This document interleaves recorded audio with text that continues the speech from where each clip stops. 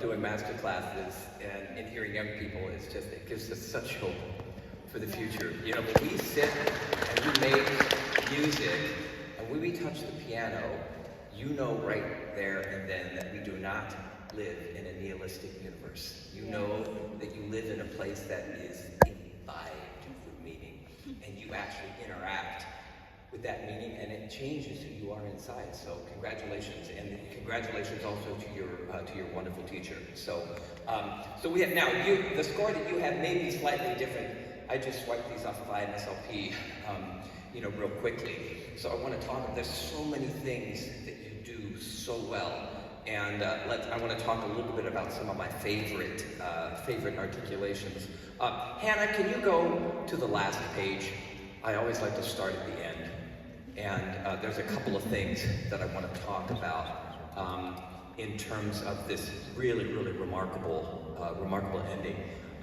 This tenuto that happens, it's one of my, well, shoot, I was going to ask you what that articulation is. I guess I just told you. Okay, you see this baby right there? Oh, I just erased it. There we are. Okay. So that's a tenuto. Okay, what does that mean to you? It means for me slightly disconnected, but not slightly disconnected, but not fully legato. Okay. I have this whole approach to my teaching that I call incarnational piano playing. And what I mean by that is that what I try to do with my students is I want to make sure that when they look at an articulation or when they look at anything in the score that they have a physical way of communicating that. You know, we are way too emphasis on our brains. You know, what needs to happen is that our brains need to be intimately connected to our heart. Okay, and that's how we need to be able to understand reality when that is connected that way. And so for tenuto, what I teach my students is that simply means to produce the sound with the entire forearm. Okay, and that because I wrote the word warm, right over that big, beautiful tenuto in the middle there.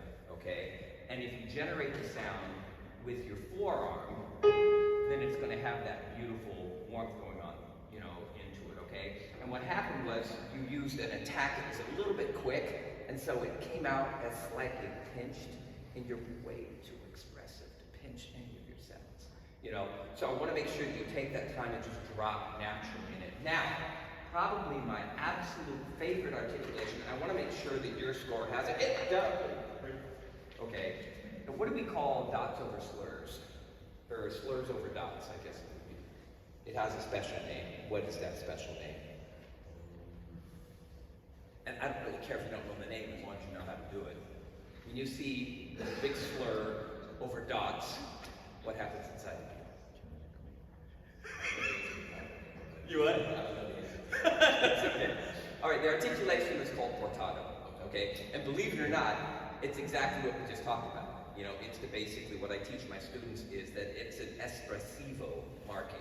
And so when you see that portato, then your espressivo vibe kicks in, okay? And then you know that there's going to be a little bit more flexibility with the tempo, and you're going to voice like you've never voiced before. Okay, this, by the way, is the most important tool for any pianist. And if you know what this is called, it's the pinky. And I taught with because I walk around a lot. I taught with a very, very wonderful colleague of mine at Baylor University, Casimira Jordan, and we teach in Vienna we used to teach in Vienna every other year for 20 years or so. And she had this wonderful thing about the five. She said in her very thick Bulgarian accent, "Oh, you must be able to murder with your five." All right, got it? Murder with that five. And so this is what I need you to do. I need you to have this slightly murderous five. And I studied with Menachem Pressler, and there's all kinds of interesting, voicing, So here's scooch for just a second. This is great, yeah. Did you guys realize last night, I'd never played on one of these couches before? And it was so weird because you saw me scooting around so often because I had that option because the bench was so long. And it was one, so this works out great. We can sit right next to each other. Okay, so we've got to do this more often. So when you're here, okay, so that's where I wanted you to just, remember, how do you voice out a chord? You just simply put more weight there, than the other. So if you were to lift under that note, go ahead and lift under that. What do you feel? Beautiful, loose arm weight. That's what you feel. Okay? So when you're here, then you're, just going up like such. Hear that?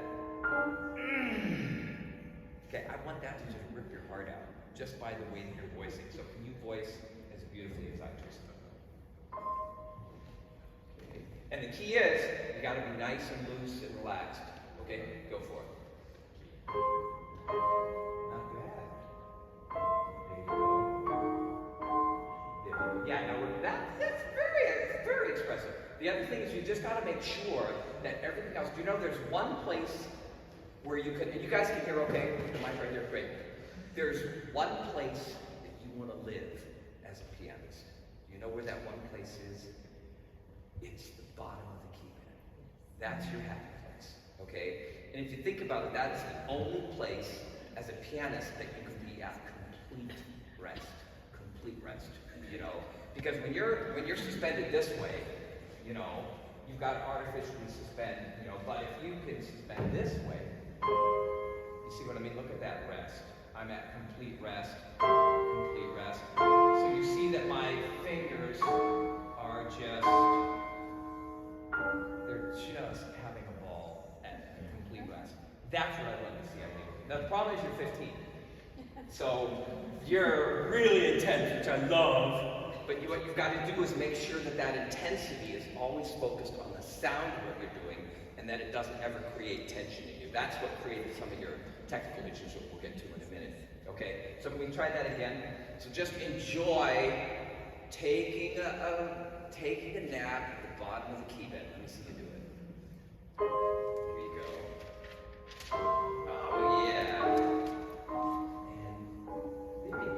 There you go. Yeah, and you can be at total rest there. Okay, but remember, always work on that killer shift. Now the other thing is that I hope you heard, and I don't know whether you were there last night or not, but harmony is like crazy important to me. Okay, and so when you've got a unique harmonic motion, it's what I call a shift. And it's a color shift because it's not exactly what we expect, okay? And one of those things happens right there, okay? Because we end on this beautiful diminished chord. Oh, okay, that's a whole nother world, isn't it? Oh, you've already given us a view into another reality just by playing that beautiful G flat major. And we can tell, out there the audience can tell whether you're hearing that or not, because the worst thing, all right, is to have a completely democratic approach to harmony, where all chords are created equal, and we know that's not true, is it? Some chords are just cooler than others. It's a fact of reality, okay? And so what I need you to do is I need to make sure that when we're hearing you play, that you understand this harmonic motion. So what does it mean with the shift? It just simply means to be aware that you're going to take a little bit of time to place it. You understand what I just said? Can we try that now? You're going to start right there, and then we are all going to experience the glory of the harmonic shift right there. Go for it. Killer 5. There's our diminished chord. Shift. Okay, you didn't shift. Let me show you. Here's how you shift. So we're here.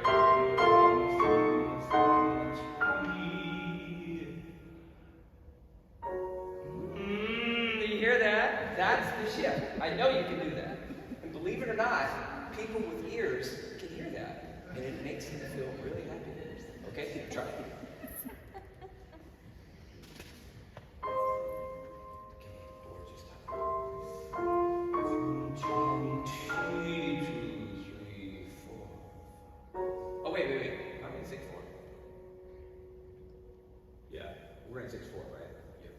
Which is the greater musical sin? To come in early or to come in late? I think to come in late. We love it when you come in late. We love it because you're there in the moment and you are placing the events. When you come in early, do you know what that means? Clueless. Yep, clueless. Okay? So the other thing is we talk a lot about harmony, but remember, none of this stuff works without having that internal pulse going on. Okay? So you set this up, 1, 2, 3, 4, 5, 6, 2, 3, 4, 5, 6. I came in late, did you mind? You loved it. Okay, but if I were to come in early, because there are people that their hearts are going with you, and then you cut them off, and they can have a heart attack. Okay? So we'll try that again.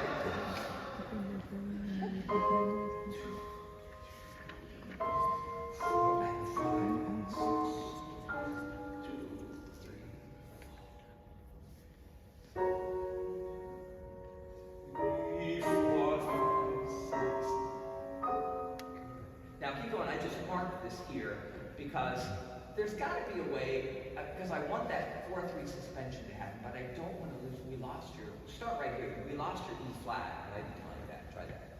We're right at the last line. Oh, wait. Oh my God. Did somebody say something? Oh, did we cross out again? Oh gosh. I guess you just got confused. Yes. All right. There's my thumb. I should be able to just turn off this. See, that would be easier. There we go. Sorry. Okay. Okay, so it is triple piano there. Well, although it's a little obscure in yours. See, in my score, they've written the pianissimo right there, And so, and you want to go forte there? Yeah, that's usually. Okay. And why is that? I think it's like a really powerful chord,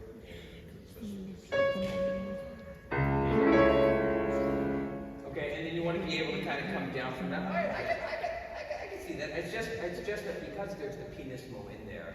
And again, I don't have my nice Vertex score, so I can't tell whether that's necessarily, I can't remember whether that's Liszt's pianissimo or not, So that would be fine. So I just need to figure out a way in this measure after that for you to sustain that E flat. So just start right from there. Go ahead.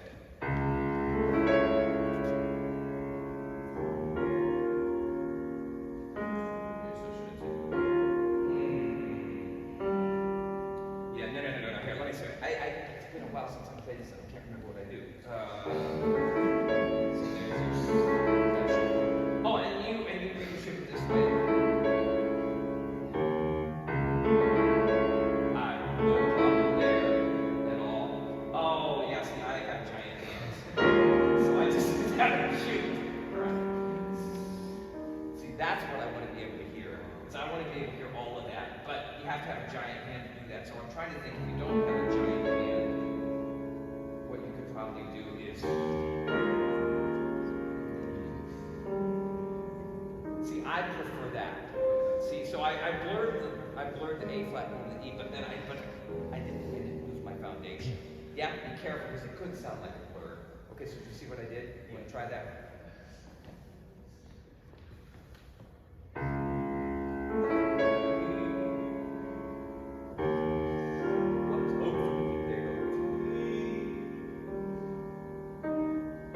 Oh, that works great. Yeah. So just remember. And you can take all the time in the world if you need to. And you've got quite a bit. You got a 1, 2, 3, 4, 5. Okay. And that, by the way, it's kind of like a 4-3 suspension. It's like a 2-note slur. That is the most primal of all musical gestures. It's the 2-note slur. My teacher gave it. And if you guys are interested in my technique handout, just go to my website, click on Studio, and the first thing that you'll see is technique handout. Boom! And that goes through all of the exercises that I inherited from Menachem Kressler. Which one is this? This is the 2-note slur drill. So,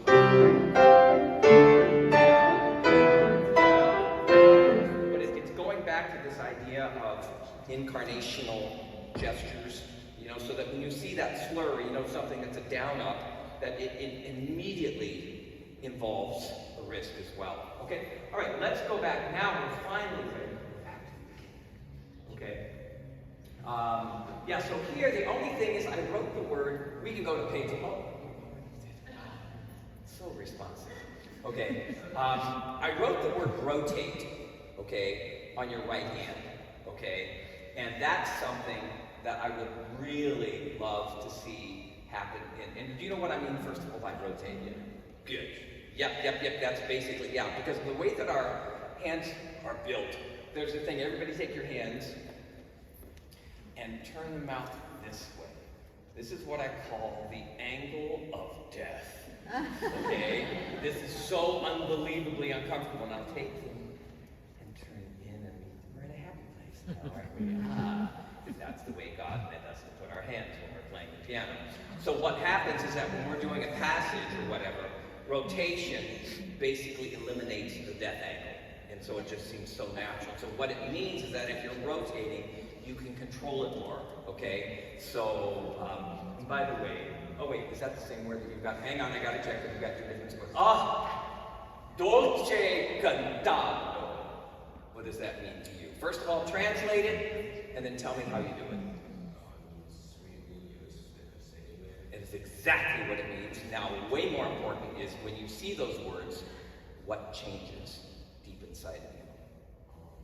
Bring out the top note. Yeah, yes, that's point number one exactly. And what's point number two? I guess diligence. What was that? Diligence. Diligence? Diligence. What's that got to do with anything? Sort of, like relaxed. Okay, diligence, relax. Those are very different things. Yes, you're getting much closer. Yeah. The point is, when you're asked to play like a singer, that means then that there's flexibility. You know, you've got to breathe. You've got to take time to breathe. So your first point was exactly correct. I always tell my students when they ever see the word dolce, where everybody knows dolce means sweet, but that means nothing. What dolce means to do is that you're going to intensify the voicing and be flexible with the tempo. And that's how you do dolce. That's how you do espressivo, you know. And then when you get a double whammy, dolce cantando, then you go. So that's where I really wanted that melody to come out, and that's where if you rotate a little bit more with your 8 notes, you're going to get fabulous sound. Okay, so try that.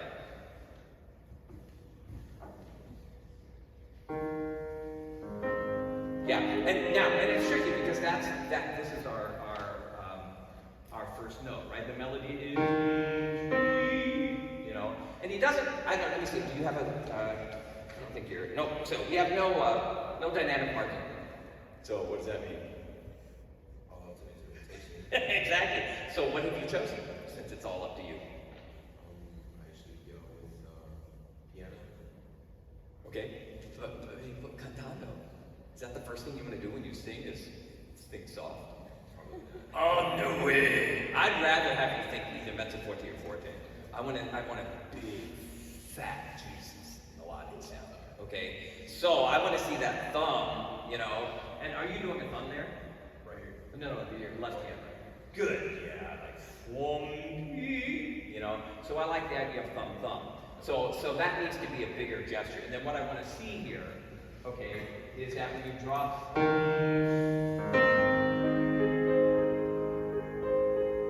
just going around there, that's rotation. So you can keep it.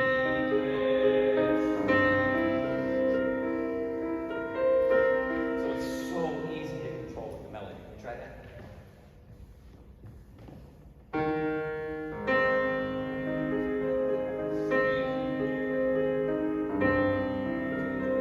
Good. And remember, Juan, is the rotation primarily a function of the wrist, or is it primarily a function of the elbow?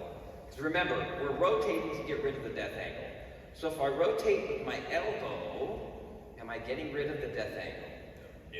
So it's primarily a function of the wrist. And that's actually a lot more concise, because you don't want to be flappy, when you play or things like that. So it's really just that slight wrist adjustment. Try that one more time.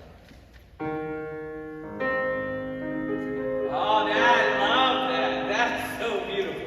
So you're going to have so many more expressive options because you're going to be able to control those 8 notes all the way through there.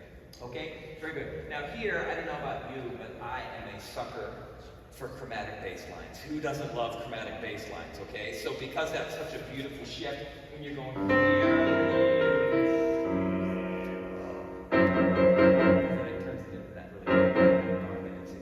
So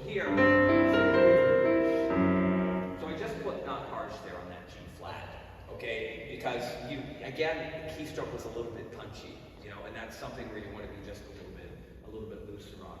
Okay. Then the other thing I want you to be aware of is whenever you've got harmonic resolutions. So here, for example, you know, we're going back home. Okay, and you can feel whether you feel that inside. It's just making sure that that becomes a big, huge down, up, you take down. And I know we're going to run out. Oh, by the way, see what I wrote there? That says nice, and that says great potato. Okay, so that, you know, is, so it's clear, because see, a lot of people think portato means to put like fat staccatos, you know, but you can do portato with absolutely no space in between it. The key is forearm on every note, and that will create that. Okay, so let's talk a little bit about some of the things we've had issues with. Let's talk about this first little cadenza. Okay, can we play that again? We're going to go right at that cadenza hand at the bottom of page 2. Keep going right there, that baby. Okay, let's see you do that, because it looked like we had some issues with that. Go ahead.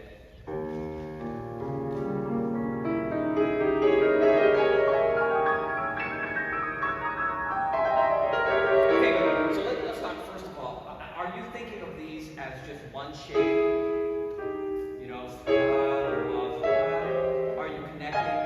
Sorry, you know, because are you seeing those as two? You can see what I think would be helpful is is thinking before. Okay, so when you're practicing, you're going to go, and then you're going to go,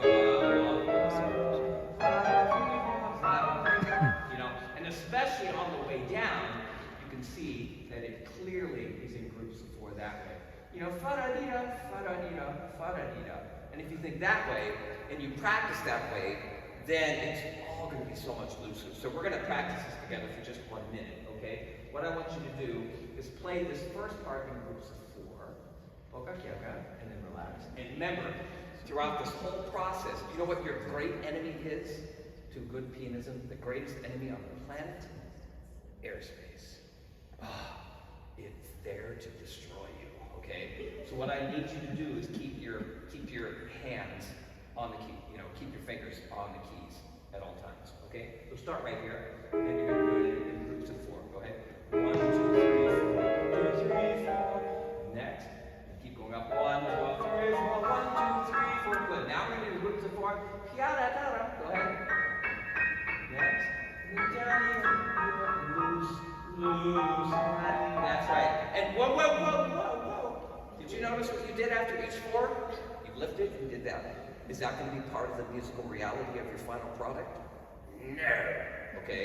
So the key is that you're practicing, every single thing you do has got to relate to a successful performance. Which means that you're not going to do anything in the practice room that you're not going to do when you're performing the piece. Okay, so and that's even when you're practicing in groups and things like that, because you don't ever want to unlearn anything. You know, you want everything from the very, very first level to basically be exactly what you're going to be doing. So do you realize that if from the very start, every single gesture you do is the correct gesture, and since you're learning the piece, it's slower, obviously, but the voicing is correct, the harmonic shaping is correct. Everything is correct physically, and then it's just simply the process of gradually speeding that up, so you never actually ever change your physical approach to the piece. Boom. That relates into an absolutely rock-solid performance. Okay, so I wish we had more time to work on this, but anyway, you're going to play this so beautifully, so thank you so much.